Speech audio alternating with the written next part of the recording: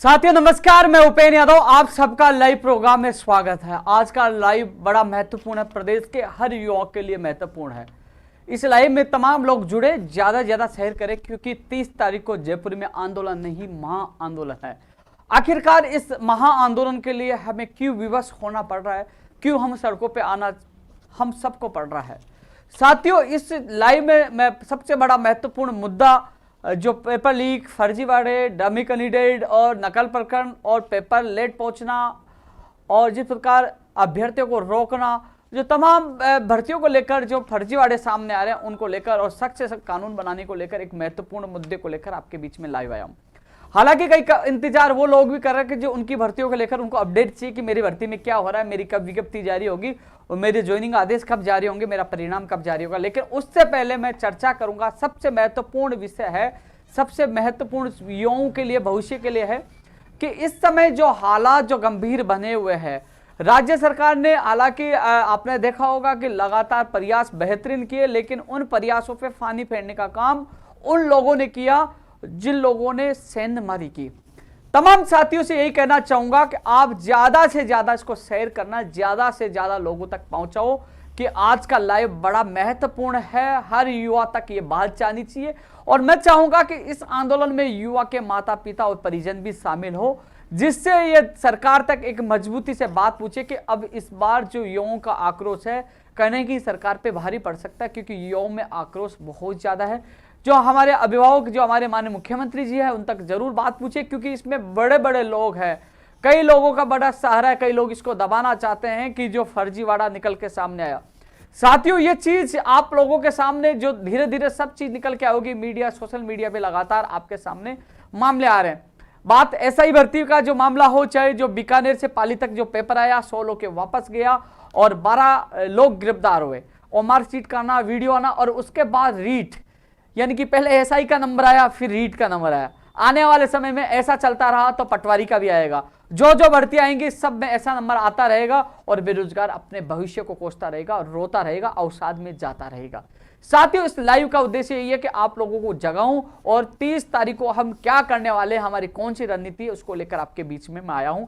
तमाम जितने लोग, मैं आप सबसे हाथ जोड़कर निवेदन करना चाहूंगा, जो लोग अलग अलग भर्तियों की मांग कर रहे हैं, आप अपने दिल पर हाथ रख के सोचिए कि जो भर्तियों में पेपर लीक, जो जैसे नकल प्रकरण, ये सारी चीजें सामने आ रही हैं, उससे आपको नहीं तो अपने भाई बहन परिवार के किसी सदस्य को नुकसान पहुंच रहा है। इस सिस्टम को सुधारना होगा, लड़ना होगा। साथियों जो पहले एसआई का जो प्रकरण सामने आया, एसआई के अभ्यर्थियों ने 20 तारीख को, 22 तारीख को जयपुर में सरकार को जगाने का काम किया, उन तक बात पूछा है कि कैसे नकल, डमी अभ्यर्थी, जिस प्रकार ये पेपर बीकानेर से पाली आना, अलवर में जो आपने देखा होगा कि वो जयदेव का वीडियो आना, मार्कशीट बाहर आना, हंगामे के बाद सरकार ने इस रीट को सख्ताई से लिया। अलर्ट मोड पे सरकार आई, मुख्यमंत्री जी ने मॉनिटरिंग की, सीएस ने मॉनिटरिंग की, लगातार पूरी सरकार ने जान झोंक दिया। हालांकि इस बार जो बसों की व्यवस्था, खाना पीना, जो तमाम व्यवस्था बहुत शानदार थी, अच्छी थी, सरकार इस चीज के लिए धन्यवाद पात्र है। लेकिन मैं सरकार तक ये बात पूछना चाहता हूं कि 8:30 बजे पेपर आ गया था, तो आप बता दीजिए वो पेपर कहां तक पहुंचा। मैं इन सब पे चर्चा करना चाहूंगा, क्योंकि जहां गलती, जहां लापरवाही होगी, वहां यदि सरकार की आलोचना करनी पड़े, सरकार के खिलाफ जाना पड़े, मैं जाऊंगा, क्योंकि मेरे लिए मेरा प्रदेश का बेरोजगार सबसे पहले है। न मैं कि बीजेपी से है, न कांग्रेस से, न किसी पार्टी से, मैं हूं बेरोजगार पार्टी से। जब जब अनहोनी हुई है, जब जब मेरा प्रदेश का बेरोजगार संकट में आया है, आप लोगों ने देखा होगा कि सब लोग, क्योंकि कई बार क्या होता है, चापलूसी करने वाला इंसान वो पीछे हट जाता है कि चापलूसी मैं कर रहा हूं, मेरे नंबर अच्छे हैं, यदि मैं खिलाफ बोलूंगा तो कहीं ना कहीं मेरी चापलूसी और मेरे नंबर घट जाएंगे। लेकिन यहां जान दांव पे लगाकर मेरी युवा बेरोजगार की आवाज उठाता हूं। अब मैं विस्तार पूर्वक इस भर्तियों को लेकर चर्चा करना चाहूंगा। 20 और 22 तारीख को आपने एसआई भर्ती का जो मामला देखा, उन अभ्यर्थियों को कहा कि 26 तारीख को काफी लोग रीट की एग्जाम देने के लिए जा रहे थे। हमने कहा कि हम लोग इस आंदोलन को 30 तारीख को रखेंगे और 30 तारीख को रखेंगे। उस 25 और 26 तारीख को मैं इतना खुश था कि सुबह में यार चलो ठीक है, ये पेपर होगा तो आज रीट से 21 से पीछा छोड़ा और पुरानी भर्तियां, नई भर्तियों के लिए प्रयास करेंगे और बेरोजगारों को मौका मिले। लेकिन जिस प्रकार जब मेरे पास 11 बजे करीब 11 सवा 11 बजे मनोज वर्मा नाम का एक लड़का था, मुझे नीमराना जो मंडल जो स्कूल है कमला देवी, वहां से फोन आया कि मैं बाहर हूं, मेरे पास में ओमार शीट है, मेरे पास पेपर है। मैंने ये कैसा संभव, आपके पास पेपर कैसे है? बोले हमारे पास पेपर लेट पूछा, सारे लोग बाहर आ गए। मैंने कहा वीडियो बनाइए मुझे भेजिए। मैं वहां से तुरंत मेरे मकान मालिक से निवेदन किया कि मुझे आपका वाईफाई दीजिए, क्योंकि उनके ब्रॉडबैंड सुविधा है, तो उनसे वाईफाई लिया, मेरा फोन चालू किया, वहां से मेरे पास जो वहां से वीडियो आया, और उसके बाद मैंने तुरंत सीएमएम अधिकारियों से संपर्क किया, उनको बताया, 2 बार सीएमएम फोन किया, उन्होंने कलेक्टर साहब को फोन किया, और वो बाद में कलेक्टर साहब पूछे, एडीएम साहब पूछे, यानी कि अभ्यर्थियों ने मुझे बताया और सीधी मैंने शिकायत की, उसके बाद कलेक्टर साहब पूछे, लेकिन कलेक्टर साहब भी बहुत देरी के बाद पहुंचे। हंगामा होता रहा, लेकिन सवाल यह उठ रहा था कि पेपर लेट क्यों पूछा? आपने कहा कि किसान आंदोलन के कारण जाम लग गया था, पहले आप निकल सकते थे, आपको अच्छी तरह पता है कि आंदोलन में कई बार समय लग सकता, तो आप पहले निकल सकते, और आप लेट पूछे। उसके बाद उसकी दादागिरी बेरोजगारों पर लाठियां चार्ज करके आपने निकाली। जो आपने वीडियो देखा होगा, शायद जो लोग इस लाइव को देख रहे हैं, जिन लोगों ने उन बहन का वीडियो देखा, वो रो रो के वो थक गए और बेहोश के हालात उसके हो गए सीकर में। वो कह रही थी मुझे प्लीज मैम मुझे अंदर बुला लो, क्योंकि जब उसका भाई जो उनके परिजन जो साथ थे, भाई थे मुझे पता नहीं, परिजन साथ थे, वो उनको लेके आए, पहले उस गेट पे गए, उस गेट पे गया, इस गेट पे आओ, इस गेट पे, उस गेट पे आओ, गेट पे चक्कर काटते रहे, और लास्ट में समय हो गया, एंट्री नहीं दी, वो रोते रहे, और उसको एंड में यानी कि अंत में उसको परीक्षा से वंचित होना पड़ा। पूरे देश और प्रदेश के लोगों ने उस वीडियो को देखा, जो मार्मिक, इतना मेरे भी एक तरह से आंसू आ गए, इतना दुखी था, परेशान था। लेकिन 30 तारीख को इस बहन को वादा करता हूं मैं, 30 तारीख को मैं जी जान लगा दूंगा, आपको न्याय मिले, आपको परीक्षा में मौका मिले, तीनों जो बहनें थी मौका मिले, पूरी ताकत लगा दूंगा आप लोगों के लिए, विशेषकर क्योंकि उन अधिकारियों को जो आपको रोकने वाले थे, उनको जब एहसास होता, जब उसकी बेटी के साथ ऐसा कृत्य होता, उसकी बेटी बाहर होती, वो रोती बिलकती, तब एहसास होता कि बेटी का दर्द क्या होता है।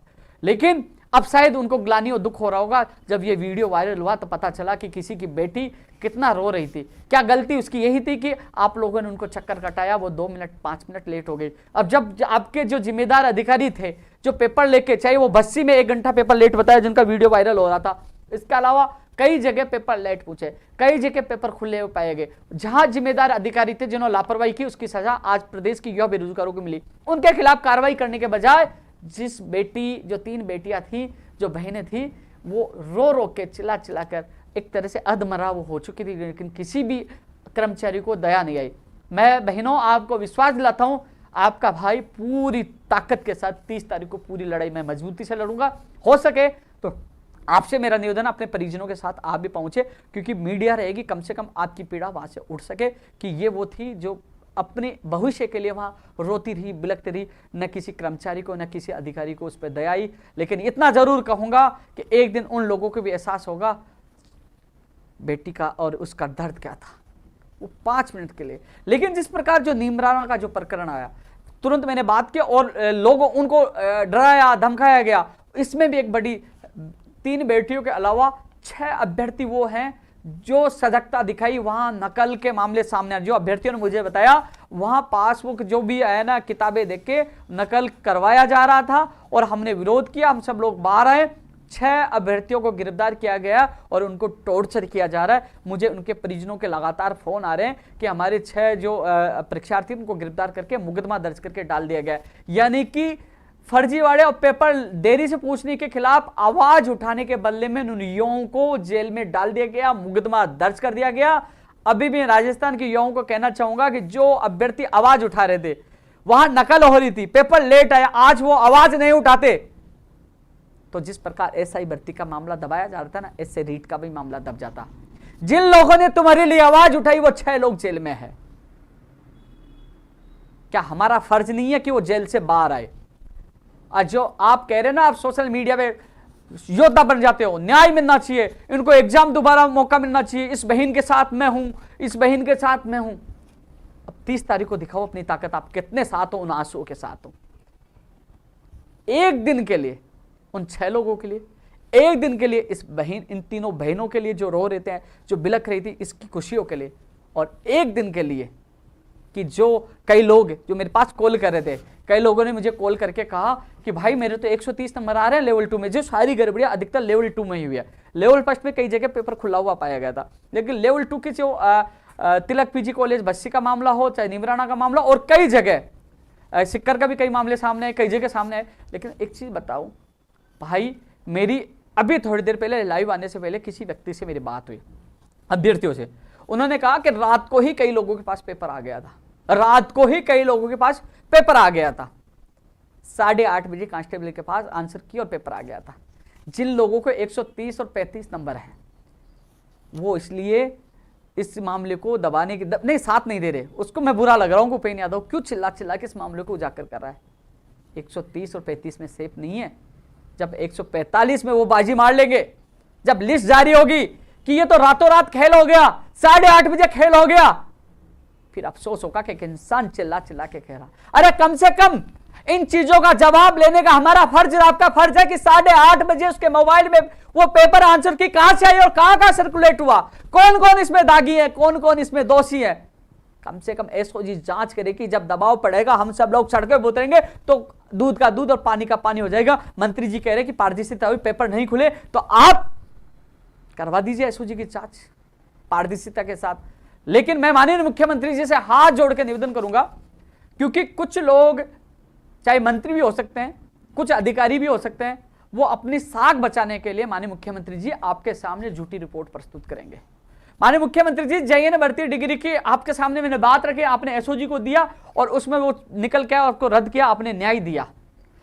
मेरी आपसे हाथ जोड़ के निवेदन यही है, आप हमारे अभिभावक हो, आप ये न सोचे कि पेपर रद्द होने से सरकार की साख गिरेगी या सरकार की बेइज्जती होगी। नहीं, आप अभिभावक हो, यदि ईमानदारी से आप एसओजी को जांच करवाकर और उसकी सारी धांधलियां जब सामने होगी और ईमानदारी से बेरोजगारों के साथ न्याय करोगे, क्योंकि उसमें 100% सारी चीजें निकल के आएगी, न्याय करोगे तो आपकी साख बढ़ेगी, आपकी प्रति इज्जत बढ़ेगी और आपको लोग पूछेंगे कि ऐसे मुख्यमंत्री जी हैं जिन्होंने ये नहीं देखा कि पेपर रद्द करने से मेरी सरकार की छवि खराब हो गई। मैं ये नहीं कह रहा रद्द करो, मैं नहीं कह रहा मत करिए रद्द, लेकिन ईमानदारी से आप सबको अपना बच्चा समझ के आप परिजन ईमानदारी से इसकी जांच करवाइए और सच्चाई आपके सामने आ जाएगी। जब धांधलियां सामने आ जाएगी तो आप खुद निर्णय ले लीजिए कि क्या आपको करना है।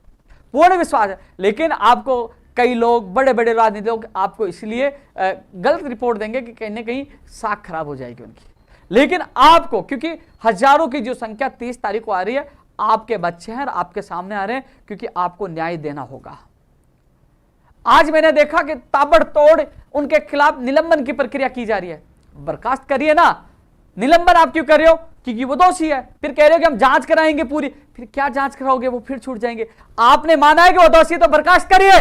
आपने कहा था कि मान्यता रद्द करे, तो करिए, लीजिए एक्शन, कीजिए मान्यता रद्द कीजिए। सबसे पहले कमला देवी का करिए, जो कॉलेज है निमराना में, कीजिए। पीजी कॉलेज जो तिलक है, जो लापरवाही सामने लड़के आप विजुअल देंगे, वो कह रहे कि हमारे पास पेपर तक नहीं है। कार्रवाई आपको करिए, तुरंत करिए। आपने जो घोषणा की शिक्षा मंत्री जी की, ये घोषणा की है तो वो पूरी के बर्खास्त भी करिए तुरंत, और इसके अलावा मान्यता रद्द करिए जिन परीक्षा केंद्रों में गड़बड़ियां हुई है, और जांच करवाइए। जहां पेपर खुला है वहां कैमरे तो लगे हुए ना, दूध का दूध और पानी का पानी हो जाएगा। हम 30 तारीख को जो इकट्ठे होंगे, हम देंगे कि कहां पेपर खुला आया, कहां शिकायत है, हम बनाकर आपको सौंपेंगे। हमें न्याय चाहिए, चाहे वो रीट के अभ्यर्थी हो, चाहे एसआई के अभ्यर्थी हो। और जो ये सोच रहे हैं अरे भाई एसआई वालों के साथ तो आया, अरे रीट वालों के साथ तो आया, आने वाले समय आपका नंबर है, आपका नंबर है। अभी थोड़ी देर पहले मैं मेरे माँ बाप की कसम खाता हूं, किसी से बात हुई, उसने कहा कि भाई तुम सुबह की क्या बात कर रहे हो, रात को भी पेपर कई लोगों के पास था। यार दिल रोता है यार। तुम लोग ये कह रहे हो ना मेरे 130 और 35 रुपये नहीं, याद मत बोलो। मैं नहीं बोलूंगा, लेकिन एक दिन जरूर याद आएगी, क्योंकि मैं चापलूसी नहीं कर रहा, तुम लोगों को बचाना चाहता हूं। मैं चिल्ला चिल्ला के 10 तारीख आंदोलन कह रहा था, उससे पहले भी कह रहा था कि सख्त कानून बने, गैर जमानत उसको जमानत नहीं मिले। अरे उल्टा हो रहा है। जिस लोगों ने आवाज उठाई कि यार नकल हो रही है, पेपर लेट पूछा, उन 6 लोगों को अभी तक जमानत नहीं मिली, वो जेल में है। नीमराना मंडल का जो उनके परिजन, मैं नहीं कह रहा, उनके परिजन मुझे फोन कर रहे हैं, वो जेल में है। जो मुझे फोन पे जो बताया, जो आपके सामने बात रखता हूं, कि वो कह रहे हैं उनके साथ बदसलूकी की जा रही है और उनको टॉर्चर किया जा रहा है, उनको रिमांड पे लिया गया है। वो लोग परीक्षार्थी थे और वो लोग आवाज उठाने वालों को, और जो दोषी है जिनके मोबाइल में 8:30 बजे पेपर है, पता ही नहीं, उनके खिलाफ कोई कार्रवाई नहीं होगी, वो तो हमारे मेहमान है। हमें जिसका कार्रवाई निर्बल पे तो हम कुछ भी कर देंगे। कम से कम आप सब युवाओं से मैं ये कहना चाहूंगा कि भविष्य के लिए आप सड़कों में एक दिन के लिए आप हजारों की संख्या में आ जाओ, अपने भविष्य बचाने के लिए, अपना भविष्य बचाने। अरे गैर जमानती कानून सरकार को बनाना पड़ जाएगा जब हजारों की संख्या में आप लोग 30 सितंबर को सुबह 10 बजे शहीद स्मारक हो गए। नई भर्तियों का कमेंट आ रहे होंगे, मुझे पता है, सारी नई भर्तियों का कमेंट आ रहे होंगे। कंप्यूटर भर्ती वाले का भी आएगा, पंचायत राज जैन का भी आएगा, पीटीआई का भी आएगा, नई रीट का भी आने लग गया होगा, फर्स्ट के सेकंड सब का आएगा। अरे भाई तुम भर्तियां निकाल के फिर ऐसे रहोगे कि जैसे लोग रो रहे हैं।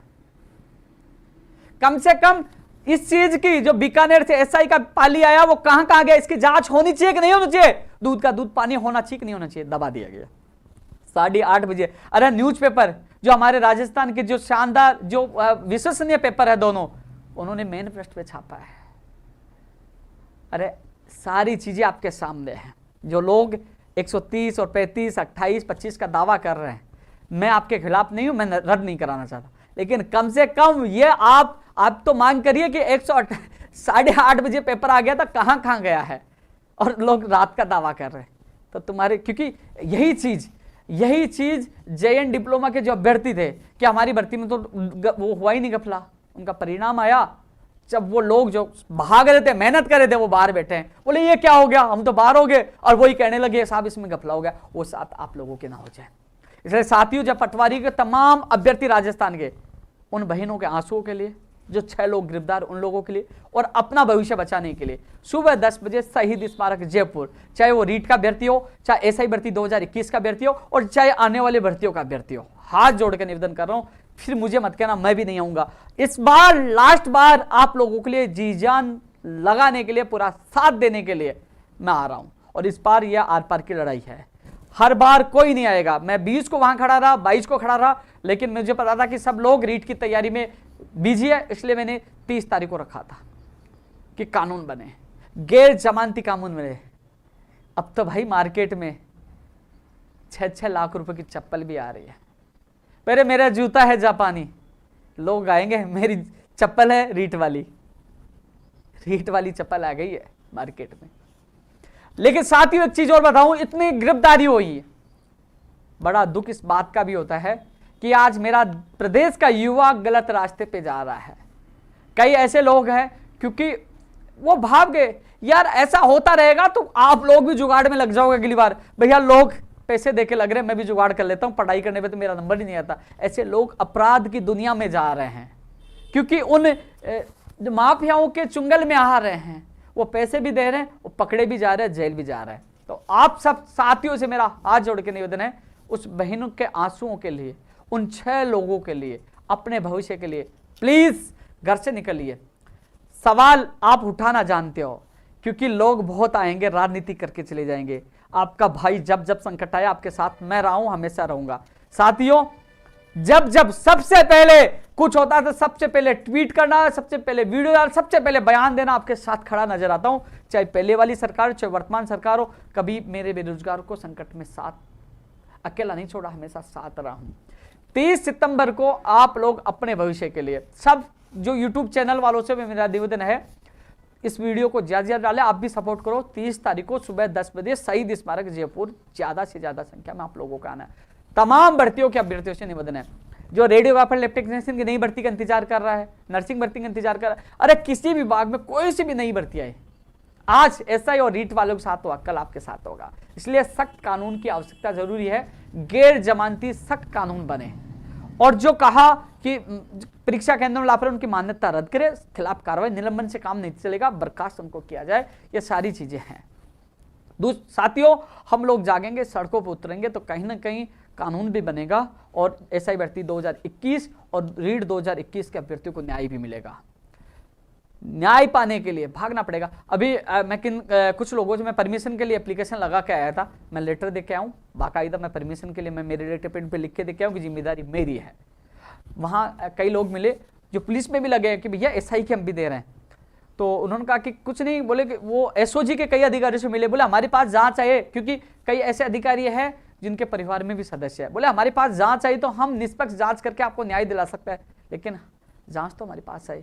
सबसे बड़ी बात है, जांच देने के बाद केवल ठंडे बजते में आरपीएससी चेयरमैन अध्यक्ष ने कह दिया कुछ नहीं हुआ, इधर मंत्री जी भी कह रहे हैं, अधिकारी भी कह रहे हैं, तो कुछ नहीं हुआ, मामले को दबा दिया जाएगा। हम सब हजारों की संख्या में आएंगे तो माननीय मुख्यमंत्री जी तक बात पूछेंगे कि वास्तव में हजारों की संख्या में क्यों उतर रहा है। जब उसकी निष्पक्ष जांच होगी, तह तक जाया जाएगा। बीकानेर से पाली तक पेपर आया, 12 लोग गिरफ्तार है, कहां तक कहां गया, ओमार शीट कैसे आई, वीडियो कैसे है, सारी चीजों की जांच होगी।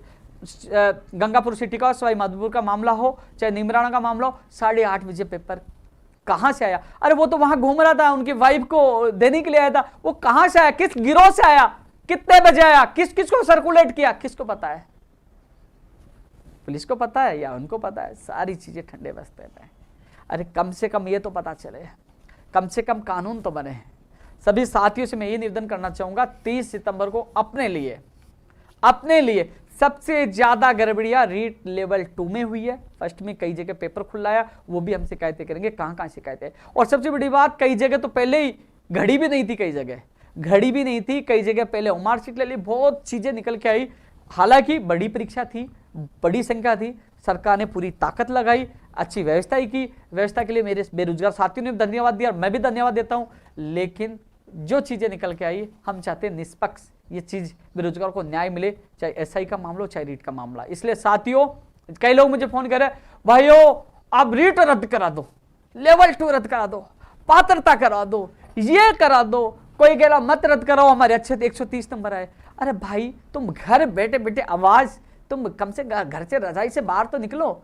अरे कम से कम तुम लोग आओ हजारों की संख्या में, तो न्याय भी मिलेगा, न्याय भी होगा और ताकत का एहसास कराओ। लोकतंत्र में भीड़ तंत्र क्या हो सकता है? इसलिए आप सबसे मेरा निवेदन है, 30 सितंबर सुबह 10 बजे वहां रैली नहीं, रेला होना चाहिए, वहां आंदोलन नहीं, महाआंदोलन होना चाहिए। और यदि आपकी अच्छी संख्या होगी तो उस दिन आप देखना बहुत बड़ा कुछ होगा और आपके लिए कुछ ना कुछ अच्छा निकल के आएगा। ये तो रहा 30 तारीख के आंदोलन को लेकर। आप सब तक मेरा मैसेज है, सब लोग ज्यादा से ज्यादा मेरे फेसबुक, यूट्यूब पर सब जगह शेयर करिए, सारे व्हाट्सएप ग्रुपों में डालिए और एक ही डीपी लगाइए, खुद बनाइए। अरे भाई, न मेरे पास गाड़ी है, न खाने की व्यवस्था है, न टेंट की व्यवस्था है, हम बेरोजगार है यार भाई, शुद्ध पीड़ित बेरोजगारों का आंदोलन है। राजनेता नहीं कि हम गाड़ियां लगा दे। एक लड़के का फोन आया, बोले लाने ले जाने की व्यवस्था है क्या? यार भाई मैं चुनाव नहीं लड़ रहा, कोई राजनीतिक रैली लेने लाने ले जाने की व्यवस्था मैं करूंगा। हमें खुद के भविष्य के लिए खुद को आना होगा। यह आंदोलन हमारा है, किसी राजनीतिक पार्टी का, किसी राजनीतिक नेताओं का नहीं है। यह आंदोलन हमारे पीड़ित बेरोजगारों का है और हम इस लड़ाई को खुद लड़ेंगे और जीतेंगे। इसलिए सभी साथियों से निवेदन है, प्लीज 30 सितंबर सुबह 10 बजे शहीद स्मारक। अब पूछते शहीद स्मारक का है, पोलो विक्ट्री गवर्नमेंट हॉस्टल के पास जो पोलो विक्ट्री सिंधी कैंप है, सिंधी कैंप पोलो विक्ट्री के पास शहीद स्मारक है। कोई भी सर्च कर लेना, गवर्नमेंट हॉस्टल पोलो विक्ट्री जो है सिंधी कैंप के पास। आप जो दूर से सिंधी कैंप उतरिए और वहां पूछिए, 10 बजे आपको मैं वहां तैनात मिलूंगा। हम सब मिलकर इस लड़ाई को लड़ेंगे और जीतेंगे। जितने तमाम लोग देख रहे हैं, आप सबको अपने भविष्य की कसम है, सोशल मीडिया पर फैला दो 30 तारीख के लिए। सब जगह व्हाट्सएप, फेसबुक, इसको शेयर, ज्यादा से ज्यादा शेयर करो। फेसबुक है, हर जगह, यूट्यूब, सब जगह फैला दीजिए। 30 तारीख को हर प्रदेश के हर युवा बेरोजगार की परीक्षा, आप लोगों के अग्नि परीक्षा है। यदि इस लड़ाई को जीत लिया तो आने वाले भविष्य में किसी के साथ गलत नहीं होगा और आपको भी न्याय मिलेगा। और इस लड़ाई को नहीं जीता तो भैया फर्जी लोग लगते रहेंगे और आप लोग रोते रहोगे। और एक दिन उपेंद्र यादव को भी, क्योंकि मुझे पता है कि लगातार कई लोग कह रहे हैं कि बड़ा खतरा ले रहा है। यार मैं किसके लिए खतरा ले रहा हूं? आपके भविष्य के लिए ले रहा हूं। आपके भविष्य के लिए चिल्ला चिल्ला के पूरे फर्जी लोगों के खिलाफ बोल रहा हूं। इसलिए साथियों, मुझे मजा तब आएगा, इस लड़ाई को जीतेंगे। इसलिए सभी से निवेदन है, ज्यादा से ज्यादा संख्या में 30 सितंबर को सुबह 10 बजे 22 गोदाम पूछे। साथियों एक चीज और बता दूं, अभी लालचंद कटारिया जी, कृषि मंत्री जी ने अच्छी घोषणा की है। 2 दिन पहले स्वीकृति मिली 421 कृषि प्रेक्षक के नए पदों का उन्होंने सृजन किया। तो 421 नए पदों की कृषि प्रेक्षक के जो अभ्यर्थी हैं उनके लिए अच्छी खबर है। 421 पदों के लिए नए पदों का सृजन किया गया है। 421 पदों की घोषणा की गई है कृषि प्रेक्षक के लिए। साथियों इसके अलावा कानून की तो बात है। हाँ, आज एक चीज और देखा, आरपीएससी ने आज सरकार से मांग की है कि बायोमेट्रिक हो, कैमरा उमरा लगे, सारे पैसे मांगे, 1 करोड़ से पता नहीं कितने रुपए मांगे। काश ये आरपीएससी एसआई भर्ती की एग्जाम से पहले जाग जाती। जब मैं पूर्व आरपीएससी चेयरमैन महेंद्र कुमार जी की अध्यक्षता में माननीय मुख्यमंत्री जी ने कमेटी का गठन किया, मुझे बुलाया गया, मैंने 26 सुझाव दिए थे, आप लोगों को ट्विटर फेसबुक पे डाल के बताया था। बायोमेट्रिक की मांग मेरी प्रमुखता के साथ थी, वीडियोग्राफी प्रमुखता के साथ थी, सारी चीजें जो मैं मांग कर रहा, आज आरपीएससी उनके लिए बजट सरकार से मांग ली। उस समय मैंने सुझाव दिया, उन मांगों को सरकार मान लेती तो कहीं ना कहीं एसआई के अभ्यर्थियों के साथ गलत नहीं होता और न ही रीट के अभ्यर्थियों के साथ होता। अभी भी समय है, हर भर्ती परीक्षा में बायोमेट्रिक, वीडियोग्राफी हो और जो सारी चीजें ऐसे पुख्ता इंतजाम हो जिससे बेरोजगारों को न्याय मिल सके। साथियों एक चीज और बता दूं आपको, चिकित्सा विभाग की मैं भर्तियों के लिए चर्चा करूं, कई लोग इंतजार कर रहे होंगे। साथियों रेडियोग्राफर, लैब टेक्नीशियन के चयनित अभ्यर्थी है। शुक्रवार को हमारी मीटिंग सीएमओ में हुई थी, माननीय मुख्यमंत्री जी के अधिकारी थे, एडिशनल डायरेक्टर और जो स्वास्थ्य भवन के प्रताप सिंह दुत्तड़ साहब और पालीवाल जी मौजूद थे और मेरे साथी और मौजूद थे। सीएमओ में हमारी मीटिंग हुई। लोग, मुझे फेंकना नहीं आता, मुझे दीवार के पास वीडियो बनाना नहीं आता, मैं सच और फैक्ट बात करता हूँ। अधिकारी मौजूद थे, मैं मौजूद था, मेरा एक साथी और मौजूद था और एक रेडियोग्राफर, लैब टेक्नीशियन की भी अभ्यर्थी वहाँ मौजूद थे और उनको निर्देश दिए गए थे कि जल्द से जल्द इनके रेडियोग्राफर, लैब टेक्नीशियन, ईसीजी के चयनित अभ्यर्थियों को नियुक्ति आदेश जारी किए जाए। मेरे सामने बोला था, उन्होंने कहा था इस वीक के लिए कहा था और आज मैं खुद प्रताप सिंह दुत्तड़ साहब से और अखिल अरोड़ा जी से मैं मिल के आया था, तो उन्होंने इसी वीक में इन तीनों भर्तियों के अभ्यर्थियों को नियुक्ति आदेश के लिए आश्वासन दिया है कि हम, क्योंकि मैं उनको वादा याद दिला के आया था कि वहाँ सीएमओ में ये तय हुआ था। तो साथियों काम धरातल पे करने से होता है। अब मैं इतना है कि जो मेरे साथ जो अभ्यर्थी गए थे भर्तियों के, वो मेरे साथ सीएमओ में थे, आमने सामने जो वार्ता हुई तो उनको पता है किसी एलडीसी या चपरासी पूछ के डालने से कुछ नहीं होगा, क्योंकि मेहनत हम कर रहे हैं। ऊपर से आदेश जो हुए, अधिकारी सामने थे, आमने सामने थी, जो बात हुई तो अधिकारी जानते हैं। आज मैंने फिर 12 बजे फ़ोन पे मैंने बात की थी, उनका 12 बजे मिलना, आज 12 बजे फिर मिलाऊँ, फिर अखिल अरोड़ा जी से मिलाऊँ। तो जो रेडियोग्राफर, लैब टेक्नीशियन चयनित अभ्यर्थी हैं, थोड़ा सा आप ध्यान रखना, जब मैं कुछ करता हूँ उसके बाद जो कॉपी पेस्ट कहेंगे ना, वो सक्रिय होती है, वो घुमा फिरा के वहाँ से पूछ कर वो डालने का काम करती है। सीएमओ मीटिंग हुई, मैंने आप लोगों को बताया, वही लोग थे जो दावा कर रहे कि सीएमओ मीटिंग ही नहीं थी और उनको मीटिंग करवा के भी उनका दावा, उनका चैलेंज हमने स्वीकारा, दिखा दिया कि मीटिंग भी होती है और काम करवाना भी जानते। फेंकना नहीं आता, हमें काम करना आता है। तो साथियों आपके जल्द आदेश होंगे। और इसके अलावा प्रयोगशाला सहायक भर्ती की भी संबंध में अखिल अरोड़ा जी से मिले थे, इसके बारे में ज़्यादा डिटेल से नहीं बताऊंगा क्योंकि अब कैबिनेट में जानिए, कई लोगों ने अफवाह फैलाई कि कैबिनेट में चली गई फाइल, अभी तक नहीं गई है, लेकिन उसको कैसे करवाना, क्या प्रक्रिया मैं आपको बताऊं तो कॉपी पेस्ट कल जाके फोटो खींच के फिर डाल देंगे। लेकिन 1534 अभ्यर्थियों कह दूं मेरे दिल में हो, अंतिम स्तर पर कैबिनेट से निकलवा कर और आपकी जो सूची वाला काम जल्द से जल्द करवाएंगे। कुछ चीज़ें की पहले हमने बताई तो वो पीछे घूम रहे थे, फोटो डालना, वो आपको भ्रमित करने का काम कर रहे थे। जब आप लोगों की भर्ती जब खड्डे में थी, खत्म कर दी गई थी, ये लोग गायब थे। जैसे जैसे दिन भर्तियों का काम होंगी थी, कॉपी पेस्ट करेंगे, वीडियो डालेंगे,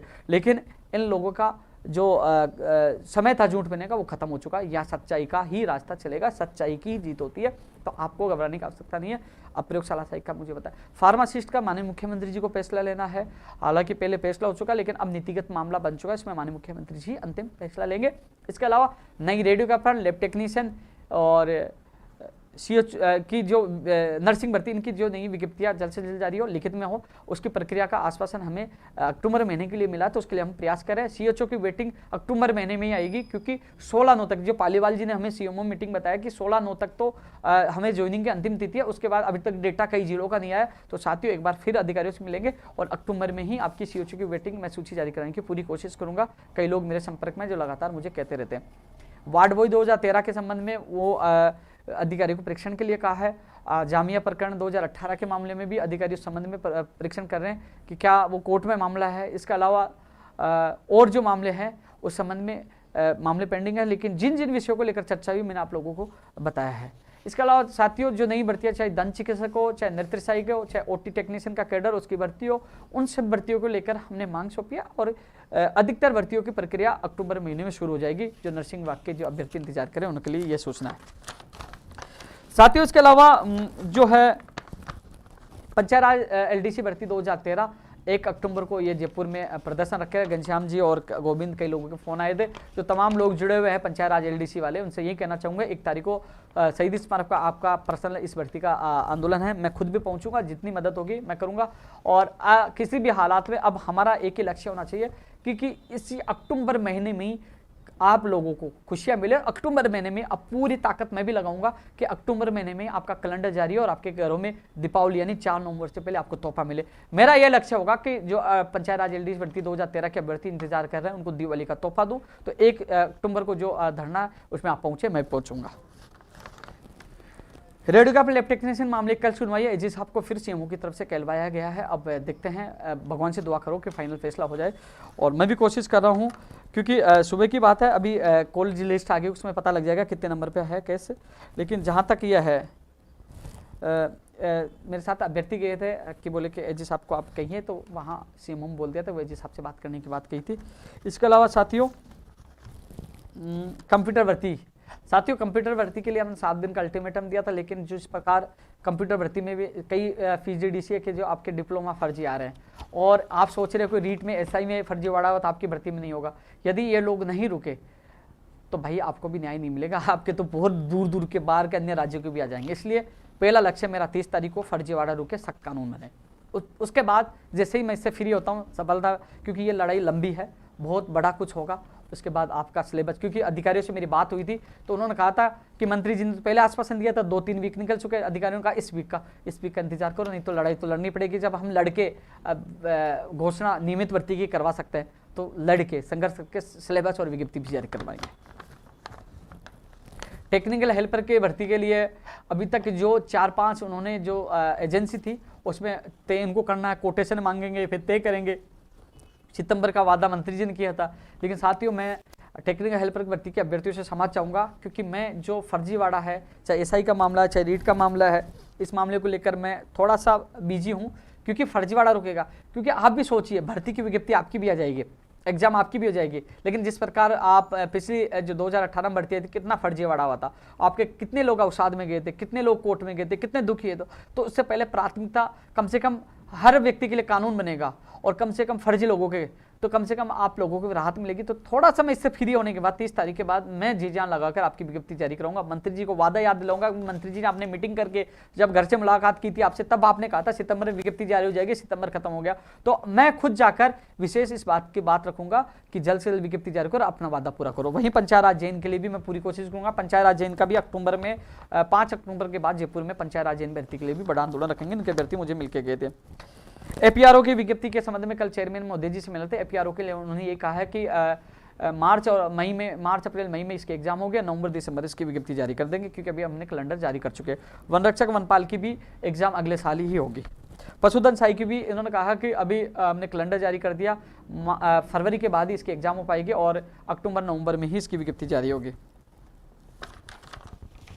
साथियों, आज का जो लाइव था अधिकतर यही था कि फर्जीवाड़े, सख्त कानून और जो पेपर लीक की जो घटनाएं, जो नकल प्रकरण, परीक्षा केंद्रों की जो लापरवाही, उसको लेकर मैं आपके बीच में आया था। तमाम लोगों से ये निवेदन करूंगा ज़्यादा से ज़्यादा शेयर करना, और बस आप लोगों से ये कहूँगा 30 सितंबर अपने लिए यार भाई, अपने लिए। एक बार मैं फेसबुक पे किसी के कमेंट आ रहे तो मैं चेक कर लेता हूँ, क्योंकि मैं यूट्यूब पे नहीं देख रहा, फेसबुक पे देख पा रहा हूँ। एक बार कुछ का मैं जवाब देने की कोशिश करूँगा।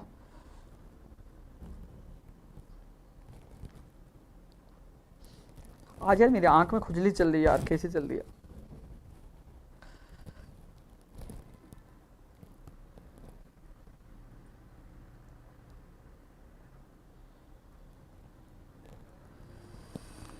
भैया, जिन जिन स्कूलों की शिकायत है पेपर खुल आए, आप मुझे 30 तारीख को आप खुद सब पूछे, लिखित में दो, क्योंकि 30 तारीख को बहुत बड़ा आंदोलन है और वो आंदोलन होगा तो हर चीज़ का सबूत हम सौंपेंगे और उनको कहेंगे कि आप वहाँ के कैमरे चेक करवा लो, आपको पता लग जाएगा क्या हुआ, किसने विरोध किया, क्या पेपर खुले, आप निष्पक्ष जांच करो। तो हम सबको मिलकर ये आवाज़ उठाने की, घर बैठे मुझे यह नहीं लिखे, यह हो गया, आपको घर से निकलना पड़ेगा।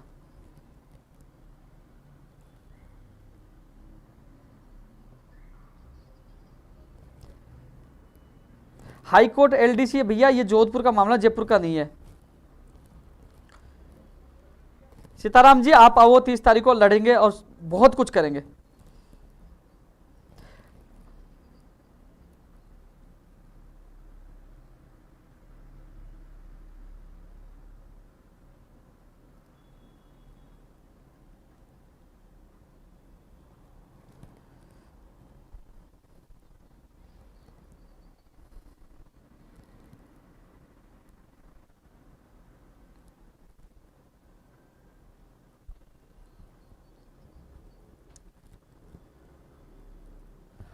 सभी साथियों से ये कहना चाहूँगा कि अब आपसे फिर एक बार ये कहना चाहूँगा कि इस मेरे लाइव को ज़्यादा से ज़्यादा व्हाट्सएप, फेसबुक, इंस्टा सब जगह वायरल करिए। और सबको ये कहना चाहूँगा आप सीधा मेरे ट्विटर अकाउंट पे आप जुड़ सकते हैं। आज 4 लाख हो चुके हैं ट्विटर पे, और 1 लाख मेरे फेसबुक पेज पे हो चुका है, 1 लाख 1 हज़ार के करीब मेरे यूट्यूब चैनल पे हो चुके हैं। ये जो सक्रियता आप देख रहे हो कि राजस्थान के राजनेताओं के मुंह पे तमाचा है, क्योंकि वो राजनीतिक पार्टियों से जुड़े होते हैं, उनके पास धन बल, उनके पास आईटी सेल होता है। मैं एक गरीब का, किसान का बेटा हूं, आम लोगों से जुड़ा हूं, एक गरीब आम आदमियों के लिए आवाज उठाता हूं, जी जान लगाता हूं, बिना सोशल मीडिया टीम, बिना पैसे खर्च किए। आज एक रिकॉर्ड हुआ है, 4 लाख मेरे ट्विटर अकाउंट पे जुड़े हुए हैं, वहीं 1 लाख 1 हज़ार ज़्यादा यूट्यूब पर, 1 लाख से ज़्यादा मेरे फेसबुक पेज पे फॉलोवर हैं।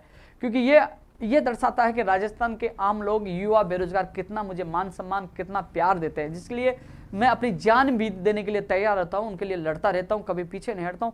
एक बड़ी उपलब्धि है, क्योंकि ये उपलब्धि उन नेताओं के दिखाने के लिए कि नेताओं को तो पता चले कि एक किसान का बेटा, आम आदमी का बेटा भी संघर्ष करके आगे बढ़ सकता है। और जो काम हम करते हैं दिखाओ के लिए नहीं कि फोटो खिंचवा ले, वीडियो डाल, हम काम करते हैं कि मेरे बेरोजगार को न्याय मिले, अन्याय और अत्याचार के खिलाफ आवाज उठाए बिना, क्योंकि कई लोग है ना आईटी की टीम हायर कर रखे हैं, पैसे दे रहे हैं कि भाई तू मेरा अकाउंट, यहाँ तो मेरे आंखों में दर्द होने लग गया, मुझे लगता है चश्मा न लग जाए, क्योंकि खुद फेसबुक, ट्विटर, अधिकतर मैं सोशल मीडिया पे जवाब देने का काम करता हूँ, क्योंकि फैक्ट और सही चीज़ आप लोगों तक पहुँचे। तो इसलिए सभी साथियों से निवेदन है कि मेरे ट्विटर अकाउंट पर आप जुड़िए, क्योंकि ट्वीट सबसे पहले मैं यहाँ ट्वीट करता हूँ, उसके बाद मैं फेसबुक पे भी डालता हूँ और यूट्यूब चैनल सब जगह दी उपेन यादव सर्च करोगे तो उपेन यादव ट्विटर पे भी, पेज पे भी और यूट्यूब पे भी।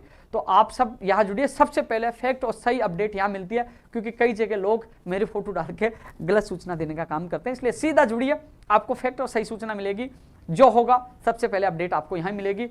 आप सबका बहुत बहुत आभार और धन्यवाद। इंतजार रहेगा 30 सितंबर को सुबह 10 बजे शहीद स्मारक जयपुर में। इस बार लड़ेंगे और जीतेंगे। इस बार बहुत बड़ा कुछ होगा। जो लोग नहीं आएंगे वो देखने के बाद चालू ओपन करना सारे चैनल और देखना, इस बार बहुत बड़ा कुछ होगा। लेकिन होगी ऐतिहासिक लड़ाई, क्योंकि इस बार बेरोजगारों के भविष्य को बचाना है, सख्त कानून बनाना है, और जो घपला हुआ है, जो धांधलियाँ हुई है, जो चीज़ें 8:30 बजे पेपर आया है, इनका खुलासा भी करवाना है। और 2021 के रीट और एसआई भर्ती के 2021 के अभ्यर्थियों को न्याय दिलाना है।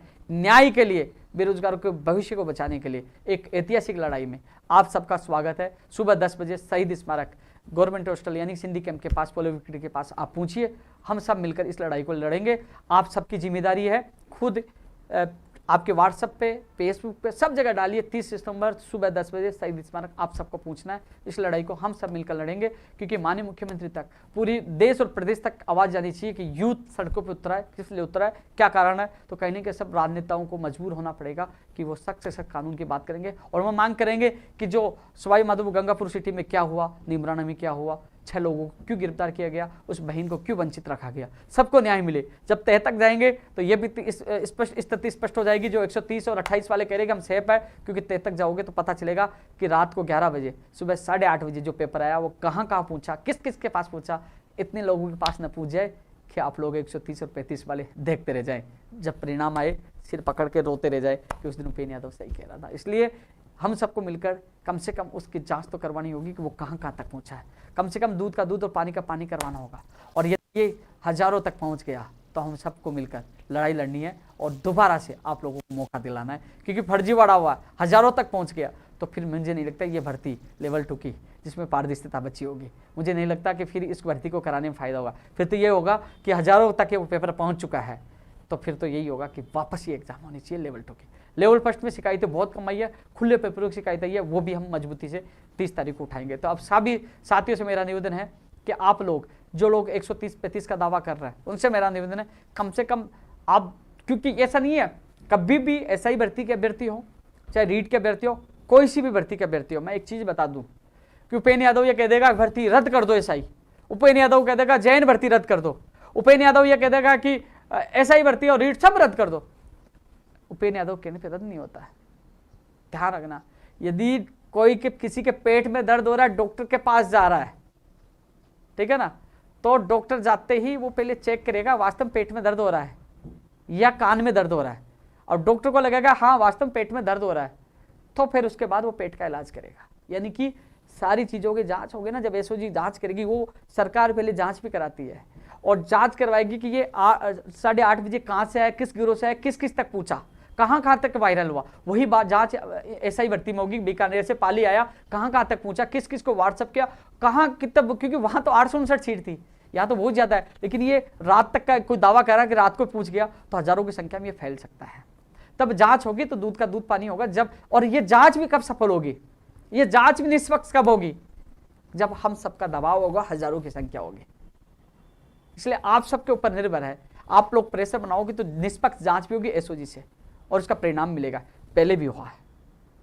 इसलिए साथियों, और मान्यता रद्द हो, मेरे 6 लोग बाहर आए, इन बहनों को वापस एग्जाम में बिठाया जाए, जब भी हो इनको वापस मौका दिया जाए और सबको न्याय मिले और सख्त कानून बने इन सब को लेकर। क्योंकि साथियों, मैं आपको विश्वास दिला दूं कि यदि फर्जीवाड़ा हुआ है, जांच होगी तो 100% कई चीजें निकल के आएंगी, तो कोई हिंदुस्तान की कोई ताकत नहीं है कि पेपर को रद्द होने से रोक देगा, क्योंकि वो जांच में ही होगा। हम प्रेशर बनाएगा तो एसओजी को जांच भी करनी पड़ेगी, क्योंकि एसओजी और तमाम जो जांच करें उनके परिवार में भी कई सदस्य है। मुझे पता है कई लोगों के सदस्य, किसी के बेटा, भाई, बहन, बीबी, कई लोगों के सदस्य रीट में भी है, एसआई में भी है। तो हम सब जब निष्पक्ष भी जब जांच होगी, जब हम सब मिलकर लड़ेंगे। इसलिए साथियों, आप सबसे मेरा निवेदन है कि 30 सितंबर को सुबह 10 बजे ज्यादा से ज्यादा संख्या में पूछें।